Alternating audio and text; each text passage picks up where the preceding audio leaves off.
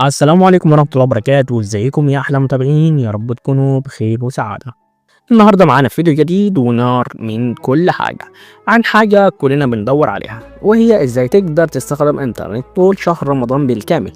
تخيل معايا كده شهر كامل متواصل من الانترنت من غير ما تحس بأي باقة قربت تخلص أو إنك محتاج تجدد كل شوية. الفيديو ده لو شفته قبل رمضان فأنت الكسبان، ولو شفته في رمضان برضو لسه معاك فرصة تستفاد جدا، بس ركز معايا للنهاية علشان مش عايزك تفوت ولا معلومة مهمة.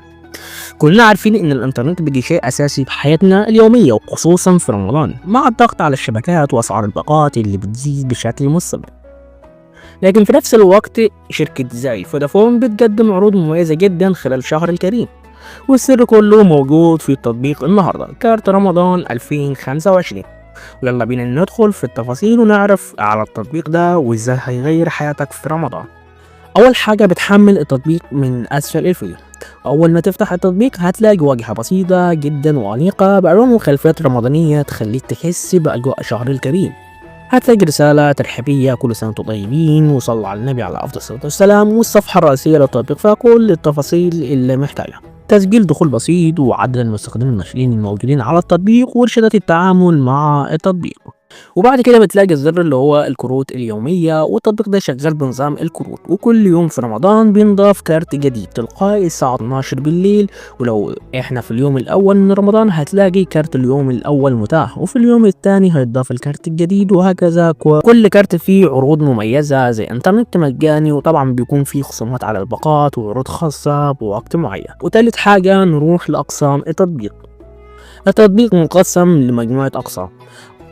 قسم الكروت اليومية، واللي هي بيكون فيها الكروت كل يوم بتنضاف في الخانة دي. وتاني قسم المستخدمين الفي اي بي، وطبعا دول بيكون ليهم كروت حصرية جدا جدا من الناس. وقسم الدردشة للتواصل مع باقي المستخدمين في التطبيق. بعد كده أقسام خاصة بعروض السنوات السابقة من 2020 حتى الآن.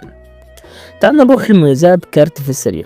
ده كارت استثنائي بيظهر لك إشعار مرة أو أكتر يوميا، بيكون فيه عروض محددة وسريعة لازم تستخدمها فورا. طبعا بيكون مكتوب عليه كارت في السريع، بيجيلك إشعار من التطبيق، وكارت بيكون بيوصل لحد 30 جيجا، أيوة ابليكيشن لحد 30 جيجا كارت.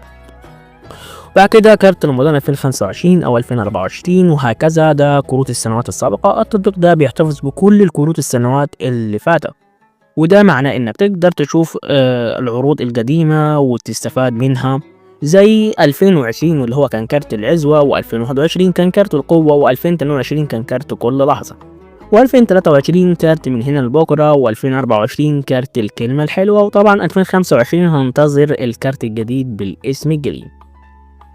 ازاي تحمل التطبيق؟ لازم تحمل التطبيق دلوقتي وتحتفظ بيه عندك علشان تستفيد من اول يوم في رمضان، ولو فاتك اي يوم هيضيع على نفسك عروض كتيرة جدا جدا.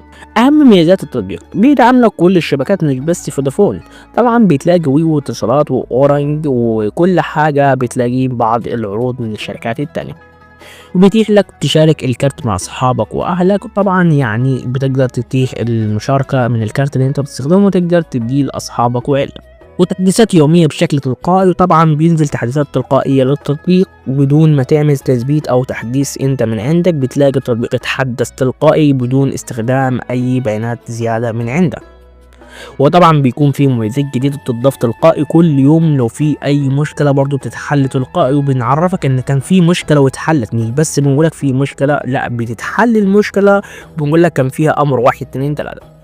وطبعا اخر حاجة واجهة سلسة ومناسبة للجميع. طبعا زي ما انت شايف الواجهة سلسة جدا جدا، واي حد يقدر يستخدم التطبيق بدون صعوبة وبدون ما يكون في شرح اصلا للتطبيق. وفي النهاية يا أبطال، تطبيق كارت رمضان هو الحل الأمثل لكل اللي بيدور على إنترنت سريع ومجاني وبأسعار مميزة في شهر رمضان الكريم.